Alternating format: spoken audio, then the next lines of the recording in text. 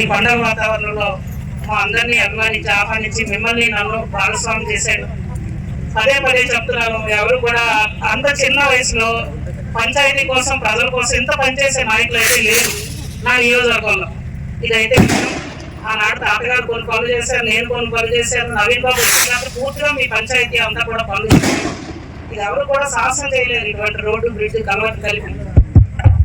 తను నిజంగా ఇవాళ తను అనుకున్న దానికంటే ఎక్కువ కష్టపడి పంచాయతీలో అయితే ప్రజల కోసం పనిచేశాడు.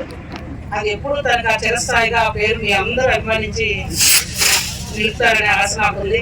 భవిష్యత్తులో కూడా లోకల్ బాడీస్ లో మీ అందరూ ఇప్పటి నుంచి ఆలోచించండి. ఓటమి ప్రజాప్రతినిధుల ఎవరైతే అభ్యర్థులుగా రాబోతారో రేపటి నుంచి ప్రభుత్వ పరిపాలన, అధికారుల పరిపాలన రేపటి నుంచి ప్రారంభం కాబోతా ఉంది. మరి అందులో మరి నియోజకవర్గంలో అందరికంటే మీకోసం ఎక్కువ నిధులు అడిగింది ఎవరు అంటే నవీన్ బాబు. ఎక్కువ ఖర్చు పెట్టింది ఎవరు అంటే కూడా నవీన్ బాబే వస్తాడు.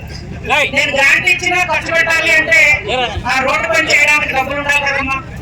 నేను వెంటనే బిల్లు ఇవ్వలేను.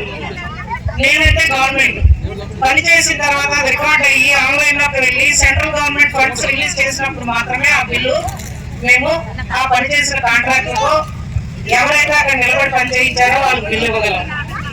అలాంటిది సంవత్సర కాలం కావస్తుంది. సంవత్సరం ముందు చేసిన బిల్లులే ఇవాళ మేము సెంట్రల్ గవర్నమెంట్ లో లోటుపాట్లు ఉండి ఇంకా ఇవ్వలేని పరిస్థితి ఉన్నా నేనున్నానని మీ అందరి తరఫున ఇవాళ భరోసా ఇస్తూ సుమారు అక్కడ 35 లక్షలు, అక్కడ 30 లక్షలు, ఇక్కడ 40 లక్షలు చెల్లాలంటే ఎంత డబ్బులు అవసరం పడతాయో తన పనికి మించిన సాహసం ఇవాళ మీకోసం పనిచేశాడు గ్రామంలో. ఏమా గురించి నేను మీకు చెప్పక్కర్లేదు.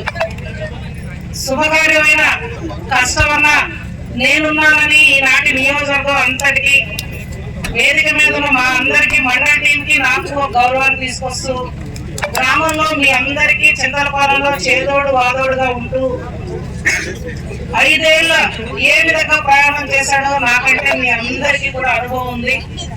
మంచి కుర్రాడు. మీ అందరికీ తలలో 4గా ఎవరు పిలిచినా వెళ్ళి తమ్ముడు ఎక్కడున్నామంటే వాళ్ళు 7-8 కార్యాలు ఉన్నాయమ్మా, ఒక్కొక్క ఇంటికి కనబడి వెళ్తున్నాము. అది కావాల్సింది. మీరు నమ్మి అభిమానించి ముందుకు నడిపిస్తే అదే దశగా 5 ఏళ్ళు తన కుటుంబాన్ని కూడా పక్కన పెట్టుకొని పిల్లల్ని కూడా వాళ్ళ కుటుంబమే అమ్మ లేకపోతే మరదల పిల్లల్ని స్కూల్కి తీసుకెళ్తూ లేదా ఆ కుటుంబంలో ఉన్న వాళ్ళ బావమరుల సహకారం తీసుకొని ముందుకి తన రాజకీయ జయంగా పంచాయతీ కోసం పనిచేసే తప్పితే సొంత పని అనేది కూడా ఏనాడు తెలియలేదు. వేదిక మీద నాకంటే ముందు మాట్లాడారు.